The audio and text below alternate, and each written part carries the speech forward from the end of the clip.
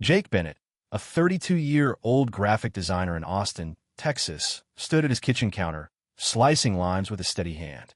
The sharp citrus scent filled the air as he prepped for margaritas, a small surprise for his wife, Sarah, to celebrate their 5th anniversary. They'd been planning a getaway to the Texas coast, a chance to reconnect after months of her late nights at the advertising firm where she worked. The kitchen was quiet, save for the hum of the fridge and the faint buzz of Sarah's phone, face up on the counter. Jake wasn't the type to snoop. He trusted Sarah, or thought he did. 5 years of marriage, countless shared laughs, and a mortgage on their downtown condo had built a foundation he believed was solid. But when her phone buzzed again, he glanced over, expecting to see her podcast app open. She'd been obsessed with true crime shows lately, always queuing them up while cooking. Instead, the screen glowed with a notification, a text from Mark, work, a thumbs-up emoji. Harmless enough. He swiped to unlock her phone, intending to pull up her podcast. But another text popped up, and the words hit like a punch to the gut. I can still smell you on me, smiling face with horns. Jake froze, the knife hovering over a half-cut lime. His pulse quickened, a dull roar in his ears. He tapped the message thread, telling himself it was a mistake, a misread. But the next text was worse. Can't stop thinking about the elevator. Your trouble. The sender, Mark, had a contact photo, a guy with a crooked smile, leaning against a glass wall. Jake didn't recognize him. Sarah had never mentioned a Mark at her office. His thumb scrolled up, revealing more. A meme about secret glances sent 2 days ago. A flirty reply from Sarah. They're gonna get me in trouble, smirking face. Then, a blurry thumbnail of a photo she'd sent him. Maybe a selfie, maybe something more. Jake's stomach churned. He didn't tap it. He didn't want to know. Not yet. The lime rolled off the counter, hitting the floor with a soft thud. His hand shook, but he gripped the knife tighter, grounding himself in the cold metal. Sarah's voice broke the silence, singing off-key from the hallway. She'd just gotten out of the shower, her footsteps light as she approached. Jake set the knife down, his mind racing. Confront her? Scream? Demand answers? But when she walked in, towel drying her hair, she didn't even glance at him. Jake, you're not my priority right now, she said, her tone sharp, like he'd interrupted something important. She grabbed her coffee mug from the cabinet, oblivious to the storm brewing in his chest. The words stung, but they also clarified something. This wasn't a one-off. This was a pattern, a truth she'd hidden in plain sight. Jake forced a nod, his jaw tight. Okay, he said, his voice eerily calm. Then don't make me your afterthought either. Sarah paused, her mug halfway to her lips. What's that supposed to mean? She asked, but Jake was already moving, grabbing his keys from the counter. He didn't look back as he walked out the door. The Austin streets were slick with last night's rain, reflecting the neon signs of bars and taco joints. Jake slid into his car, his hands still trembling. He didn't turn on the radio or GPS. He just drove, the city blurring past. His mind replayed the texts, each one a shard of glass. I can still smell you on me. The emoji, that devilish grin, mocked him. But worse was Sarah's nonchalance, her dismissal. She hadn't just betrayed him. She'd rewritten their marriage into something disposable. Jake's phone sat silent in the cup holder. He didn't call anyone, not yet. Instead, he pulled into a gas station parking lot 10 miles out, the fluorescent lights casting harsh shadows. He needed a plan, not a reaction. That's when he thought of Mia, his old college friend, now a lawyer with a knack for discreet solutions. He dialed her number, his voice steady despite the chaos inside. Mia, I need your help, he said when she answered. Sarah's been cheating. I found texts. I'm not confronting her yet, but I need to protect myself. Mia didn't hesitate. Meet me at my office in an hour. Bring everything you know. Jake hung up, his resolve hardening. He wasn't going to beg or break. He was going to act. Back at the condo, Sarah was probably sipping her coffee, unaware that Jake had already taken the first step to unravel her carefully curated lie. He opened his banking app, transferring funds from their joint account to his personal one. Nothing illegal, just what was his. Mia would handle the rest. The condo lease, the car titles, the paper trail Sarah didn't know she'd left behind. As he drove toward Mia's office, Jake's phone buzzed. A text from Sarah. Where'd you go? We need to talk. He didn't reply. Let her wonder. Let her feel the silence. For the first time in years, Jake wasn't following her script. He was writing his own. Jake's car idled in the parking lot of Mia's law office, a squat building off South Congress in Austin, Texas. The late morning sun beat down, but Jake barely noticed the heat. His phone buzzed again, another text from Sarah. "Jake, seriously, where are you? This is ridiculous." He ignored it, just as he'd ignored the last three. His focus was on the plan forming in his head, a plan Mia was about to help him execute. He grabbed his laptop and headed inside, each step sharpening his resolve. Mia greeted him with a quick nod, her office a no-nonsense space with stacks of files and a single coffee mug on her desk. "Tell me everything," she said, leaning forward. Jake recounted the texts he'd found on Sarah's phone. The thumbs-up emoji, the flirty meme, the damning, "I can still smell you on me," smiling face with horns, and the elevator comment from someone named Mark. He showed her the blurry photo thumbnail, his voice steady but clipped. "She's been cheating, Mia. And last night, she told me I'm not her priority. I'm done reacting. I need to move forward." Mia's eyes narrowed as she jotted notes. "First, we secure your assets. You've already moved money from the joint account, smart. Now, we transfer the condo lease and car titles to your name alone. Sarah's not on the deed, right?" Jake nodded. They bought the condo with his inheritance, a detail Sarah always downplayed. Mia typed rapidly on her laptop. "I'll file the paperwork today. It'll be clean, legal, and fast. She won't know until it's done." Jake leaned back, exhaling. "What about her job? This Mark guy. She saved him as Mark work. I don't know if he's a colleague or just a cover." Mia raised an eyebrow. "Give me her company name. I'll dig into their employee directory. If Mark's real, we'll find him. If not, that's a red flag we can use." Jake handed over Sarah's work email, a knot forming in his stomach. He wasn't out for blood, but he needed the truth, every piece of it. As Mia worked, Jake's phone buzzed again. This time, it was a voicemail from Sarah. He hesitated, then played it on speaker. Her voice was sharp, tinged with irritation. "Jake, you're acting like a child. Running off? Really? Just come home so we can talk." No apology, no concern, just blame. Mia shook her head. Classic deflection. She's trying to flip the script. "Don't engage." Jake nodded, deleting the voicemail. Engaging would give Sarah control, and he was done handing her the reins. Mia's phone pinged with an email from a contact at Sarah's ad firm. "No Mark in their directory," she said, scanning the screen. "But there's a Marcus Delaney, a freelance contractor who's worked with her team. Could be him. I'll cross-check his socials." Within minutes, Mia pulled up a profile. Marcus Delaney, 35, a smug-looking guy with a penchant for posting gym selfies and craft beer reviews. Jake recognized the crooked smile from the contact photo. "That's him," he said, his voice low. Mia's fingers flew across her keyboard. "Here's the play. We don't confront them directly. It's too messy. Instead, we gather evidence. You said there was a photo. Can you access her cloud storage?" Jake nodded, logging into their shared account from his laptop. He hadn't touched in months, but there it was, a folder labeled Work Miscellaneous. Inside, he found a photo, a mirror selfie of Sarah in a dimly lit room, her expression coy. The metadata showed it was sent from her phone 2 nights ago, geotagged to a downtown hotel. Jake's jaw tightened. "She told me she was at a client dinner." Mia copied the file to a secure drive. "This is leverage, but we need more. If she's using her work phone or email for this, there's a trail. I'll request access to her company's server logs, anonymously, through a contact. If she's been sloppy, we'll find it." Jake agreed, but a new idea sparked. "I want to see how far this goes. Can you give me Mark's address?" Mia hesitated. "Jake, don't do anything stupid." He shook his head. "I'm not confronting him. I just need to know." By early afternoon, Mia's contact delivered. Marcus Delaney lived in a high-rise off 6th Street, a trendy spot for Austin's young professionals. Jake drove there, parking across the street.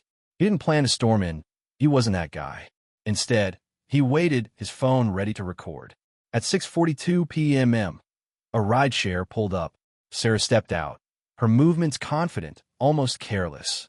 She punched a code into the building's keypad and disappeared inside. Jake hit record, capturing the moment she crossed the threshold. Her laughter drifted through the cracked lobby door, followed by a man's voice. "Marks. God, it's good to see you out in the open," he said. Jake stopped the recording, his heart steady now.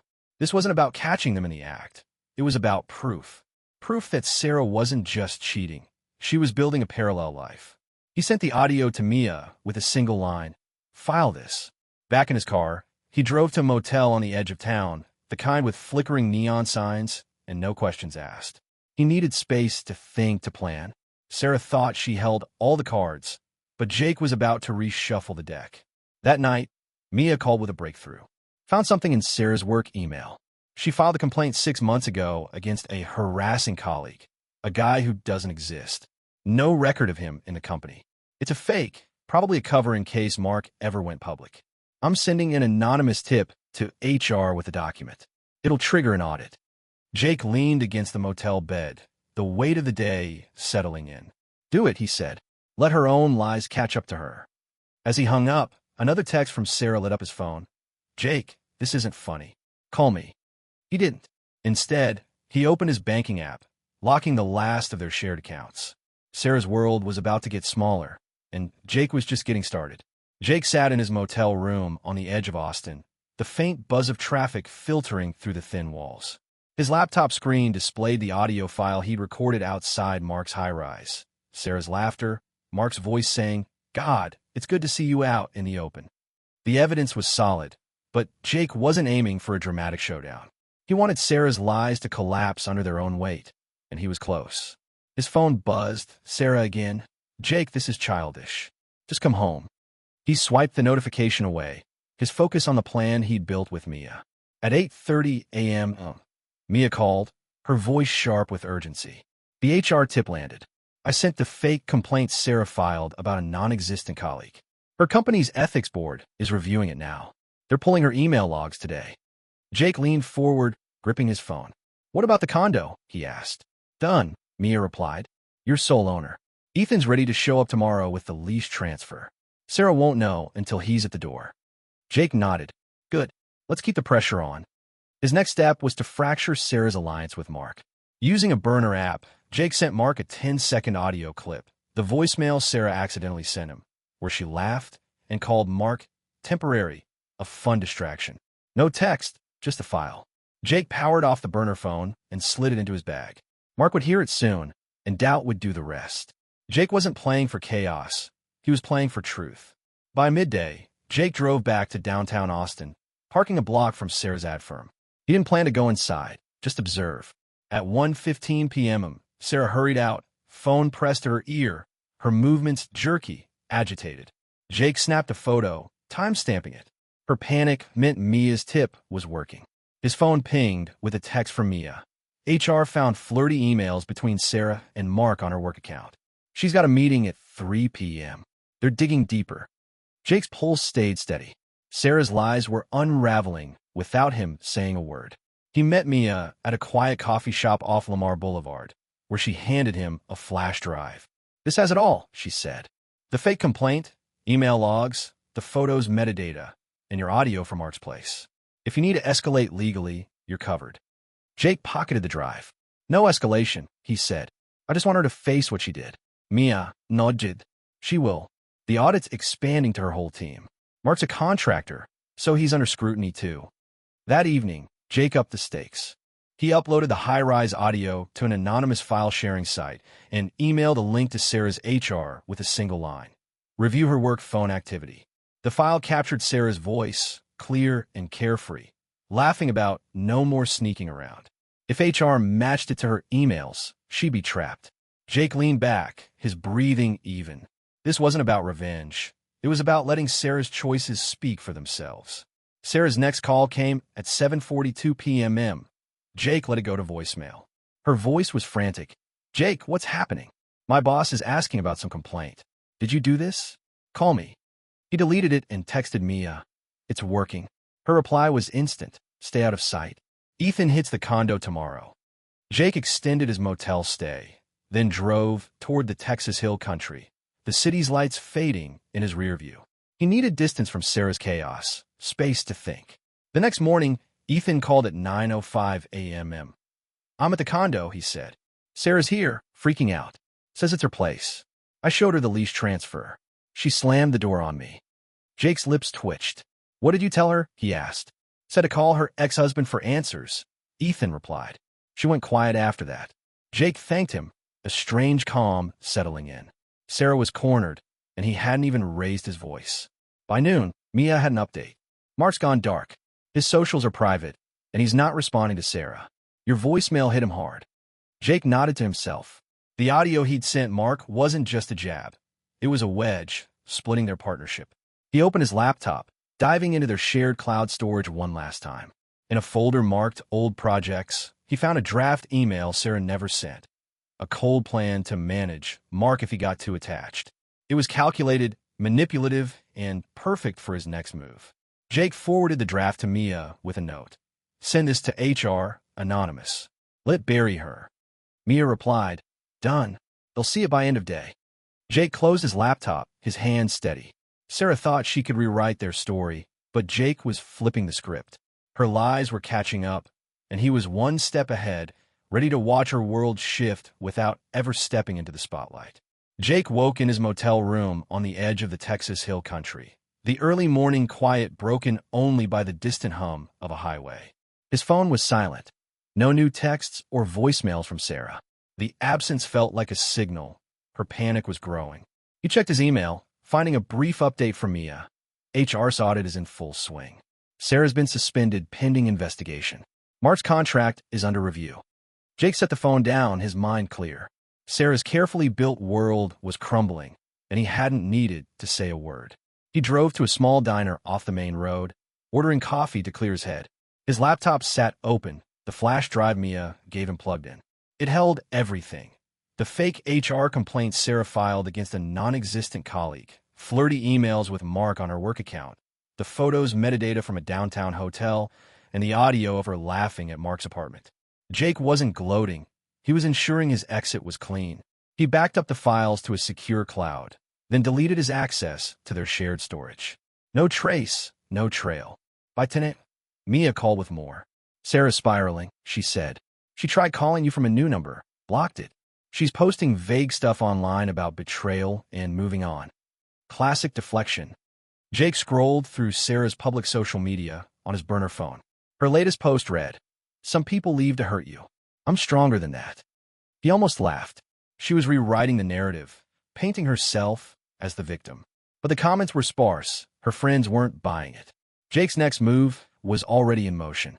Ethan, the new leaseholder for their condo, texted at 11:15 a.m. "She's packing." Left a note saying you won. "Dog's still there." Jake replied, "Let her take the dog. I'm done." He meant it. The condo, the accounts, the car, all were out of Sarah's reach now, legally transferred to him or Ethan. She'd built her affair on deception, but Jake had rebuilt his life on precision. That afternoon, Mia sent a screenshot of an email from her HR contact. Sarah's fake complaint had triggered a deeper audit, uncovering more violations. Personal use of company resources, falsified reports, and unprofessional conduct with Mark. Her suspension was now a formal inquiry, with termination on the table. Mark, meanwhile, had gone silent, his freelance contract frozen. Jake's voicemail, the one where Sarah called him temporary, had done its job. Mark wasn't just hurt. He was distancing himself to save his own skin. Jake drove to a quiet overlook in the hill country, the rolling hills stretching out under a gray sky. He needed to think, to plan his next steps. His phone buzzed, a voicemail from Sarah, her voice shaking. "Jake, this is insane. My job's on the line. My life's falling apart. You did this, didn't you? Just talk to me." He deleted it, his resolve unshaken. She wasn't apologizing. She was blaming him for her consequences. He texted Mia. "What's her next move?" Mia's reply was quick. "She's reaching out to mutual friends, fishing for sympathy. Nobody's biting." By evening, Jake checked Sarah's socials again. Another post. "Healing isn't linear. Some people only teach you what you don't deserve." The likes were few, and a comment from her coworker read, "You okay? HR's asking questions." Jake closed the app. Sarah's attempts to spin the story were failing. Her audience was shrinking. He sent Mia one last instruction. Leak the draft email to HR, the one about managing Mark. The email, found in their shared cloud, showed Sarah's calculated side, her plan to manipulate Mark if he got too close. It was the final nail. The next morning, Ethan called again. "She's gone. Packed 2 bags, took the dog, left the keys. Found a note on the counter. You win, Jake. The place is empty." Jake nodded to himself. Sarah was out of the condo, out of his life. He didn't feel triumph. just relief. He told Ethan to change the locks and forward any mail to a P.O. box Mia had set up. Jake wasn't going back to Austin. Not yet. Mia's final update came that afternoon. HR's closing in.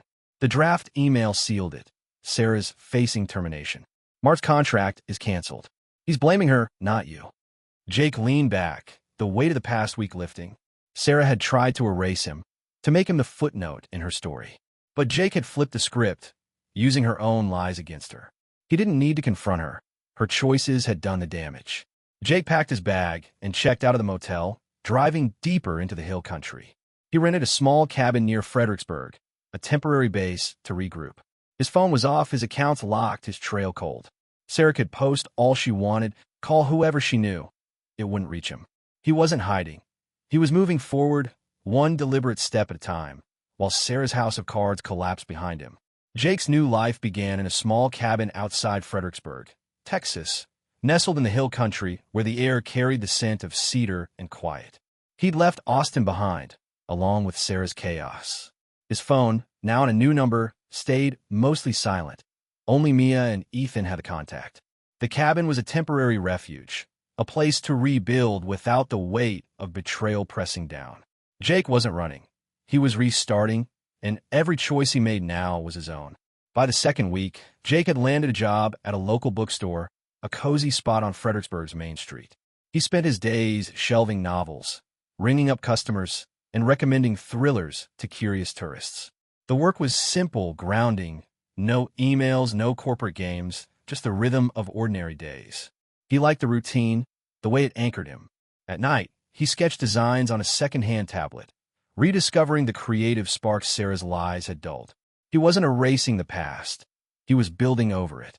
Mia sent updates sparingly, but each one confirmed Sarah's unraveling. She's been fired, Mia texted one morning. HR confirmed the fake complaint and misuse of company resources. Mark's out too. His contract's terminated. Jake read the message over coffee, his expression unchanged. He didn't feel joy or vengeance, just a quiet satisfaction that Sarah's actions had caught up with her. Another update followed. Sarah had moved to an apartment in San Antonio, the dog in tow, her social media now private. Her posts about healing had stopped. The narrative she tried to spin had collapsed under scrutiny. Jake's phone buzzed less frequently now.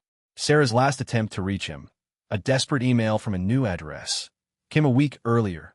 Jake, I'm sorry. I messed up. Can we just talk? He didn't reply, didn't need to. The apology wasn't remorse. It was a plea for control, a last grab at rewriting the story. He forwarded it to Mia, who archived it with the rest of the evidence. She's grasping, Mia said in a follow-up call. She tried contacting Ethan, even my office. Nobody's engaging. Jake nodded. Let her shout into the void. One evening, while closing the bookstore, Jake got a call from an old friend, Iris, who'd known both him and Sarah in college. Ran into Sarah at a cafe in San Antonio, Iris said. She asked about you, said she thinks you're watching her, plotting something. I told her you're gone, living your life. She didn't like that. Jake chuckled, the first real laugh in weeks. She always needed an audience, he said. Iris paused. She looked lost, Jake. Kept talking about starting over, but it fell hollow. Jake thanked her and hung up, the conversation settling like dust. Sarah's regret wasn't his burden anymore. To close the chapter, Jake made a final move. He donated half their shared savings, frozen during the asset transfer, to a local Fredericksburg charity that supported small businesses. The act wasn't for show. It was for him, a way to sever the last financial tie to Sarah. He kept what he needed for the cabin, the job, and a modest future. The rest he let go. Mia handled the paperwork, ensuring the donation was anonymous. You're cleaner than a whistle now, she texted. No traes, no traes. Weeks turned into a month, and Jake's new routine solidified. He started hiking the trails around Enchanted Rock, the physical exertion clearing his mind. One morning, while sketching at a trailhead, he got a text from Ethan. Sarah's selling her car. Guess she's starting over for real. Jake didn't respond. Sarah's choices were hers now, just as his were his. He'd stopped checking her socials, stopped looking for her shadow. The clarity was freeing, not the absence of pain, but the presence of purpose. One last surprise came via email, forwarded by Mia from an anonymous sender. It was a screenshot of a private message Sarah sent to a mutual acquaintance. "If you hear from Jake, tell him I get now.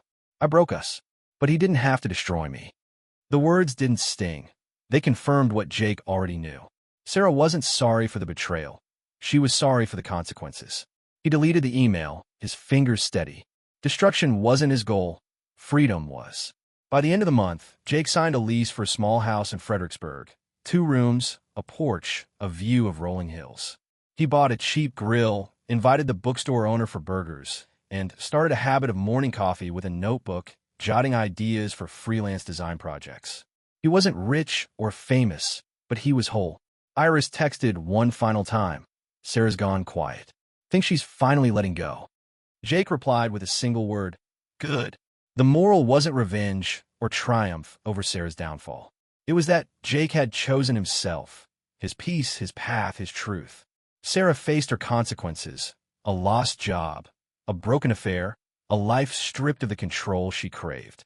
Jake didn't need to watch her fall to know he'd risen. As he locked up the bookstore one evening, the hill country sky glowing orange, he realized he hadn't thought of Sarah in days. He wasn't her footnote anymore. He was the author of his own story, and it was just beginning.